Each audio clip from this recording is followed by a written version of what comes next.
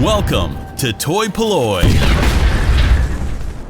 Parental guidance. This video contains scenes of Lego destruction. Hello and welcome to another video from toy-polloi, and in today's video we're going to be fixing up this vintage LJN Advanced Dungeons & Dragons Fortress of Fangs playset.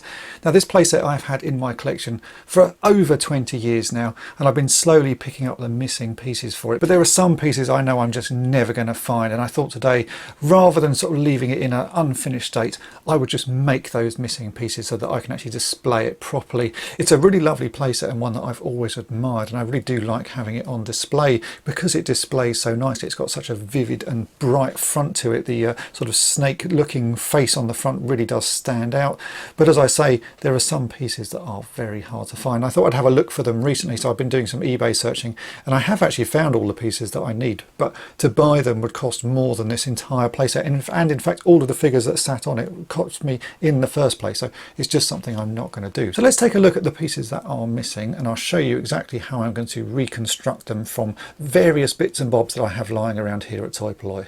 I've turned the playset round so you can see the back of it, because it's here where there are three pieces missing that I just cannot find, or just cannot afford to buy the missing parts. First up, we have this little trapdoor here that opens and closes. Basically you're supposed to be able to stand a figure on it, pull a lever here, and the trapdoor opens and the figure falls through. The lever itself is essentially just a block that pushes in. There's nothing special about it, and I've got a few photos of one that I've seen for sale on eBay, and using that I should be able to recreate something that does exactly the same job, and I should be able to paint it up into this sort of greeny yellow colour and make a lever that actually works quite nicely. So that's one of the jobs that I want to do.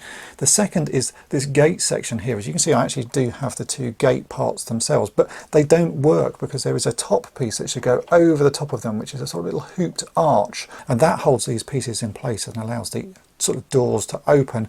Now that little arch piece, again, I've seen on eBay. I've got some photos of one from eBay, and it doesn't look too complicated, so I think we can make something that will do the job quite nicely based on a few little bits of pieces of plastic that I have lying around here. So that's the second thing I want to make.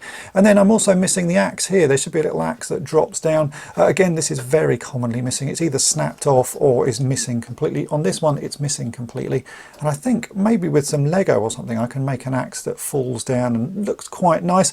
That's the one I'm not quite sure about. I've actually ordered a few Lego pieces which I'm waiting to arrive, so we'll see if that works. The other two bits though we can definitely make, and I think the first thing I want to make is the arch to hold the gates in place, so let's get straight on with that. Now, looking at some images of that arch piece, it's essentially two sort of flat pieces with a nice curved bit in the middle, and that does look fairly complicated to make, and I was looking at different bits of styrene and seeing if I could buy a styrene tube to make something like that, and I can, but the cost of styrene for a tube like that is really expensive, so I didn't want to go down that route.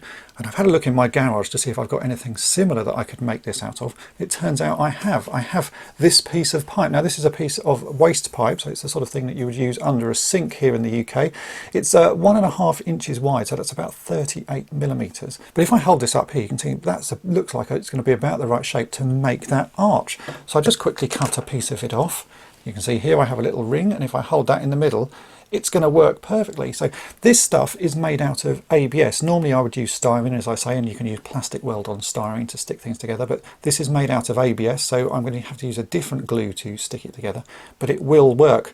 So once I'd found this piece, I think, well, I need a couple of little flat pieces to go either side of it. What can I use, you know, that would do the same sort of job? Now I don't have any flat pieces of this plastic, but what I do have is a bit of old guttering. So I've taken this bit of old guttering, which is again made out of the same ABS plastic, and you can see here I've cut a small section of it away. There's a little oblong piece missing out of there, and that will be flat enough to create the other pieces. So that's what I'm going to use to make this missing piece. I'm going to take some measurements now of this piece, and we can get constructing. Right, so here are the little pieces that I've cut off. As I say, this is a little bit of waste pipe, so this is 1.5 inch diameter, which is about 38 millimeters, and then this is just a small section of a guttering that I've cut off. I've already started to shape this and put some little pencil lines on it so you can see exactly what I'm doing. So I've cut this to about sort of 6 or 7 millimeters wide. I'm guessing how deep this thing needs to be based on the photo I have, but that seems to be about the right sort of thickness. And I've cut, as I showed you, some little rings of the waste pipe. I've cut one of those in half, and again I've got this at about sort of 6-7 millimeters, and that's going to fit quite nicely. What I need to do first though is actually sort of mark out some holes and get everything to the right length. So I'm going to leave this bar the full width. In the end I'll cut out the piece in the middle once I've stuck that on, but I want to sort of mark everything out. So you can see here I've marked on a little line. That's just done by holding this onto the toy. I've not actually measured it. It's all going to be done by eye, so I can trim this down to be the right length. I've got my plastic nippers here, which I believe should cut this stuff quite nicely, so I'll just cut that end piece off like so. Yep, does cut quite nicely, and then I can just use a little file to shape that a bit and make it look a little bit neater. So I'm going to file this down around the edges, and then we can start drilling a few holes. Now the way this piece is attached to the top of the wall is that there are two posts that should sort of sit down into a couple of holes on either side of the wall. So what I'm going to use to make those posts is actually a piece of Lego. So this is a Lego antenna. I show these all the time on my channel. It's the most useful piece. You can buy them in black, and to attach these to this flat piece I'm going to drill a hole sort of at either end. I've already marked it up. You can just about see there's a little pencil mark there where I've marked the hole. I'm going to drill a 3mm hole through here because these pieces of plastic are about 3mm, and then I'm hoping I can just push fit that in. No need to glue it, and then we'll sort of cut a little bit of that off so that we'll have a little post hanging down, and then this should sit very nicely on top of that wall and stay in place much like the original one was fitted. So I'm going to just drill 2 holes, one at either end. I've got my pin vise here with a 3mm drill bit in it. Get those drilled. We'll mark up this and sort of cut a little piece off and do a test fit, but I think that should work quite nicely. Then that will be the basis of this sort of top plate. We can then start to do the more detailed pieces, which is we'll need to drill a couple more holes in for where the actual gate hinges fit, and then I can go about sticking this piece on and cutting away a section in the middle, so we end up with the very distinctive shape of the little archway. So let's get these holes drilled, and then we'll start doing the more complicated parts.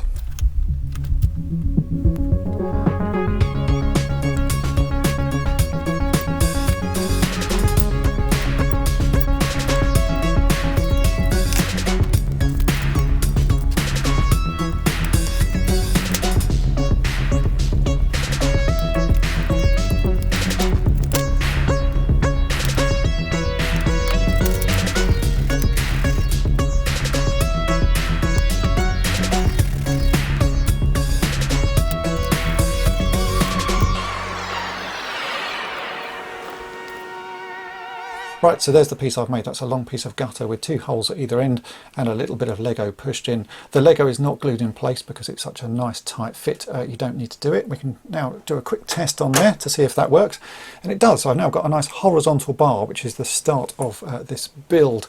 Now with the gate we need to drill a couple more holes so that these tall vertical bars can go through some holes, and that's the sort of hinge point of the gate. So I'm just going to mark those up, and again I'm just going to drill a 3mm hole exactly where I need it. That should be enough for these poles to go through. They look a little bit smaller than 3mm, but I want a little bit of wiggle room so that they're nice and easy to turn. So I'm just going to hold that vertically there. I'll mark a place there for that first hole, about there, and we'll do the same on this side. That looks like that should be about there. So let me get those holes drilled, and then we'll test that again.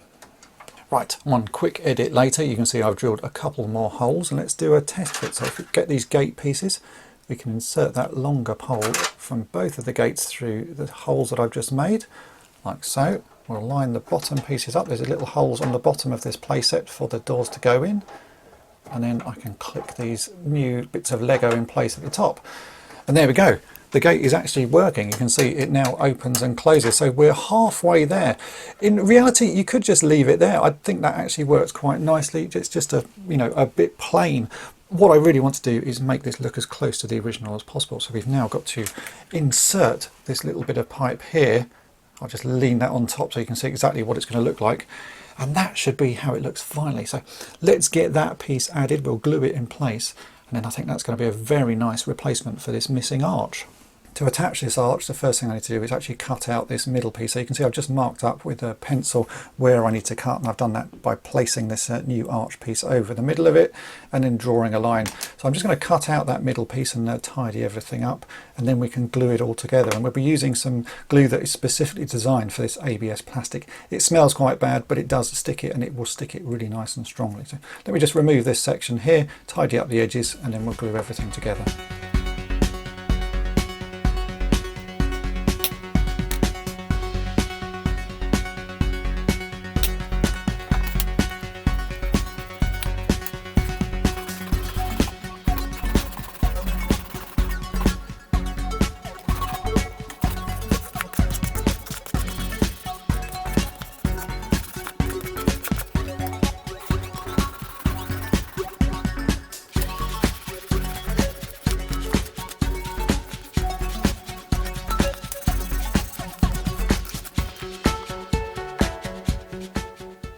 So they're now cut to the right length, and we can just go ahead and glue these together. What I'm going to be using is this pipe weld cement, which is designed for sort of gluing plumbing pipe, so it will glue this stuff particularly well. It's designed for working with ABS plastic, but as I say, it does stink. Let's open this up. You can see what it looks like. It's got a brush already inside it because this is not really designed for modelling, but it will do the job. And I'm just going to carefully put a little bit of the glue on the end there and then close it because it does smell so bad. And I'll hold these two pieces together and make sure that everything's lined up. It takes about 10 minutes to set fully, but you can just about sort of get the feel of it, you know, quite quickly once you're moving it around. So I'll stick this first one on, let that dry, then I'll wait 10 minutes, and then I'll do the same on the other side, and you'll be able to see the final shape. I'm also going to give this a quick coat with some lacquer, because where I've cut the edges are looking a little bit rough and a little bit lighter than the main sort of black plastic, and a coat of lacquer will make it look all lovely and black again. So yeah, let's get this glued and dried, and then that will be the finished piece.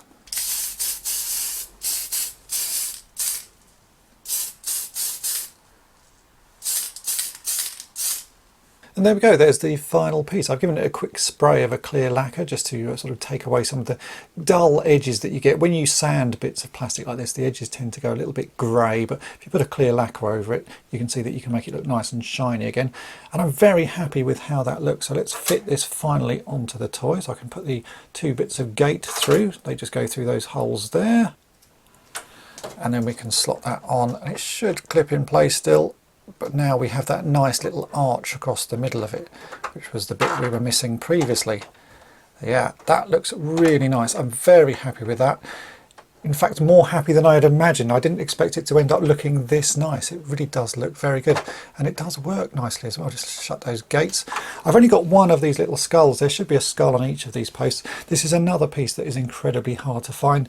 At some point, maybe come sort of Halloween this year, I will find a toy or something that has a small skull that is about the same size, and I will sort of plan to grab one of those. But for the moment, I will live with just having one skull on there.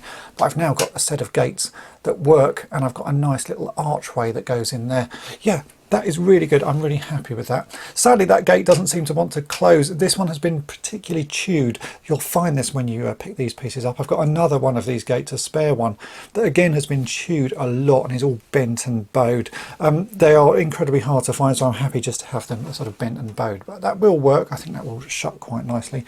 And I do have a gate that works. So a little bit of lateral thinking there, some plumber's pipe and some glue for plumber's pipes and that, and a bit of Lego. And I've made an arch that really does do the job. Now I want to go ahead and make a clip for this trapdoor to get that all working. So again, for this trapdoor, the first thing I need to do is actually find out what it should look like. Originally, there's supposed to be a post that you push in there, and it pushes a little tab on the bottom of the trapdoor, and that sort of moves it up into the closed position. You pull that post out, and then the trapdoor opens and it falls down. It's a very basic sort of mechanism. There's nothing fancy to it. But looking on eBay, someone was actually selling this very missing part. So I've taken some shots of that, and that will be what I'm basing my version on. I don't really know exactly how I'm going to make it, but it will be using styrene sheet. I'm just going to sort of cut up some styrene sheet and make a little box that roughly matches that image that I've just shown you. I've taken measurements as well, because you can see there's a hole here that goes all the way through. So I've taken measurements of the front dimensions and how far it is into there. And really, I'm just going to get cutting and see what I can make. I think I should be able to make something that does exactly the same job. I'm going to make it out of white styrene, and then we'll try and paint it to match this sort of very yellowy green sort of colour that the rest of the Fortress of Fangs is. I don't think I'll be able to get it perfectly matched, but it's really not going to matter because it's all hidden away at the back. So let's do some constructing with some styrene sheet, and we'll see what we can make.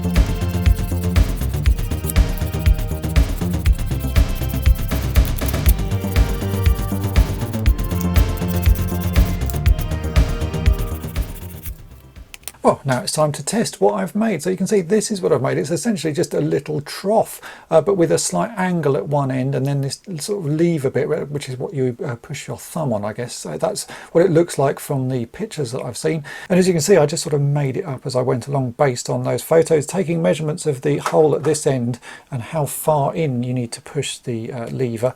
I've made this. I think it's going to work, so let's give it a try. I'm going to push that into the hole and see if it raises up the trapdoor. And it does. Look at that, perfectly, and it seems to lock in place as well. Pull it back out. Yeah, that seems to work really quite nicely. So I guess what we've got to do is actually put a figure on it. And I know my trapdoor is a little bit sort of on the awkward side. I think I have repaired one of these hinges a long time ago. So let me just lock that in place like so. There we go. We can put the figure on it. So we've got Zarak on there. He doesn't know anything's going to happen, and then all of a sudden we pull the trapdoor and he falls down into the dungeon below. So that works really very nicely.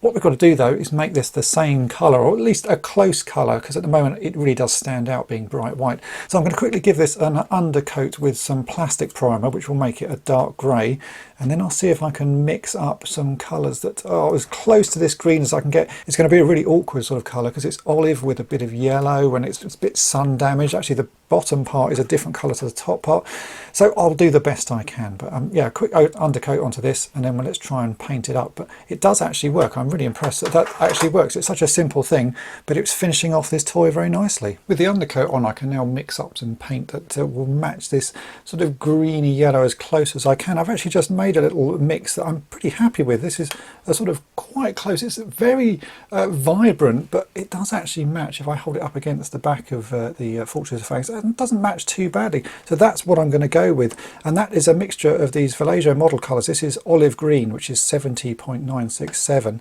then I've used some of this game colour, which is called gold yellow, which is 72.007, and mixing those together has given me this colour, and I think it will work quite nicely. I'm going to have to do a few coats, I can tell, and I've just got a battery here, not for any particular reason other than the fact I can rest this on it once I'm painting, because it's quite an awkward shape and I've got to paint all surfaces of it. So I'm going to paint a bit of it and then I'll let that dry and I'll paint some other bits. So that's the reason there's a battery on my desk.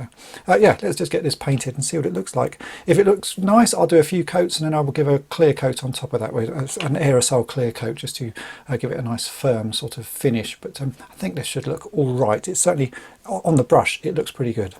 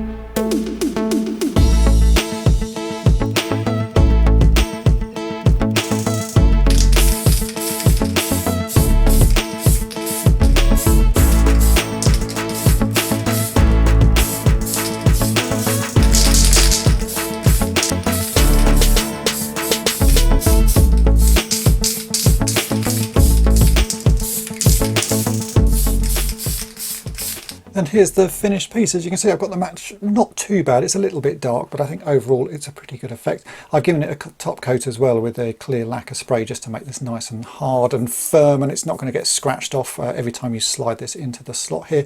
So if you want to make this yourself, then I've used a 1.5mm thick styrene sheet. You could probably use 2mm styrene sheet just to get it a little bit stronger, but really it's not got to have a lot of sort of force put on it. So I think the 1.5mm styrene will work well. And you can see that I can now slot that in there and get the trap locked in place, and really you would hardly notice that that wasn't an original piece. So I'm very happy with how that's come out. Now we come on to the falling axe, which should sit here and sort of swings down, so anyone coming up these stairs is going to get chopped by the axe. My initial thoughts on this was to use some Lego. In fact, I've actually gone and bought myself this Lego axe, which looks pretty good. It's not that close to the original, but I like the shape of it, and I was thinking I could just sort of modify that and sit it here, and then it would swing down. It sort of hits about halfway sort of up the path, and I think that wouldn't look too bad at all. The way I was going to attach it here was I bought myself this, which is a Lego ladder. I was just going to cut a small piece of that off because you need a little T-bar to sit in here. So I could cut the T section out of this ladder, attach this to the top of it like that, and you would have quite a nice long axe that would fall down.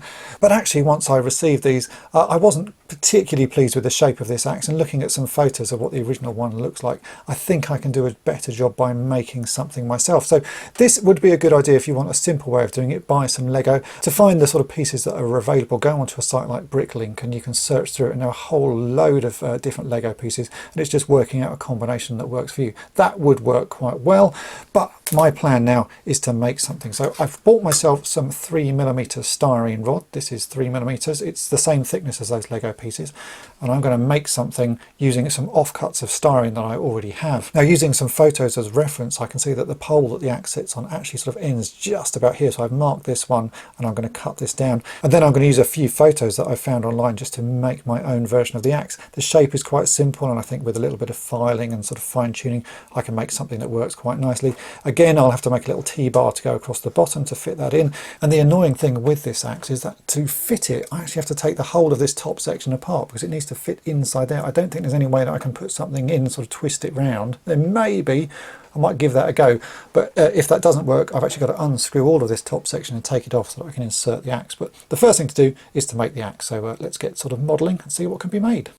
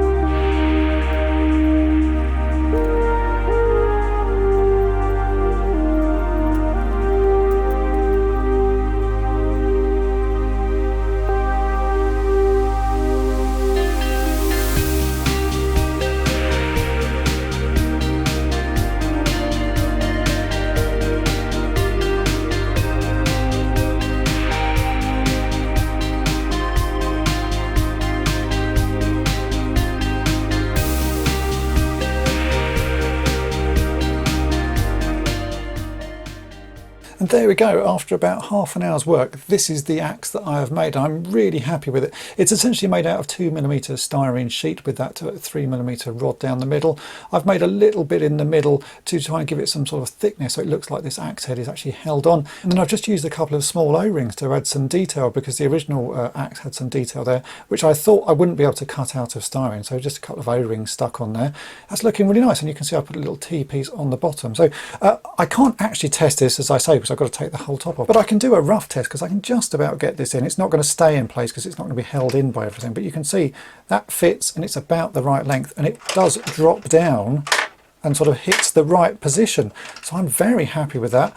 Before I take the rest of this playset apart, I'm going to give this a coat of paint, because I only want to take this playset apart once, and I'm sort of pretty convinced that this will fit. It may need a little bit of modification, that little T-piece I've added on the bottom, but it's only going to be sort of minor modifications. So I'm just going to give this a quick coat of paint. I'm basically going to give it a quick undercoat, then I'm going to coat it in a black spray, and then I'm going to give it a clear lacquer on top. Basically the same that I did to this here. So this one has got the clear lacquer on it, and then that will look really nice. Then we can take the whole of this set apart, and I will finally fit this in place. But I'm really pleased with how that looks. It looks so much better than the Lego axe. If I bring in the Lego axe, you can see it's just too small. I think what you need is a really big weighty axe, and that really didn't take that long to make. I'm very happy with it. And there we go, as if by magic it is now painted, and as you can see the end results really don't look too bad at all. I'm very happy with how that's come out. In fact, I'm more than happy. I think that's probably closer than I thought I would be able to get to making this axe.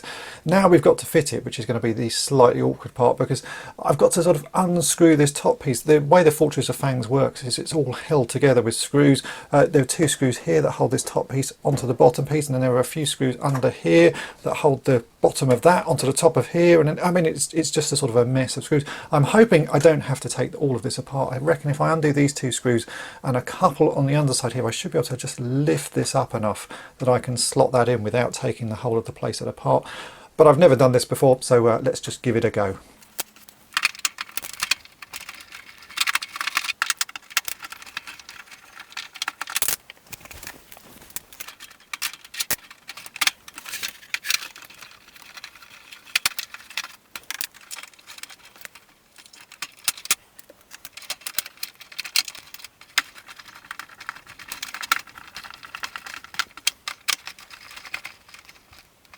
And there we go. It didn't take as long as I thought. It was actually just loosening these 2 screws here and one underneath there allowed enough space that I could put the axe in, and it now works. So if anybody comes up the stairs, we've got Zarek here, comes up the stairs, if it gets too close to the top, the axe will fall and it's going to chop his head off. So that works really very nicely.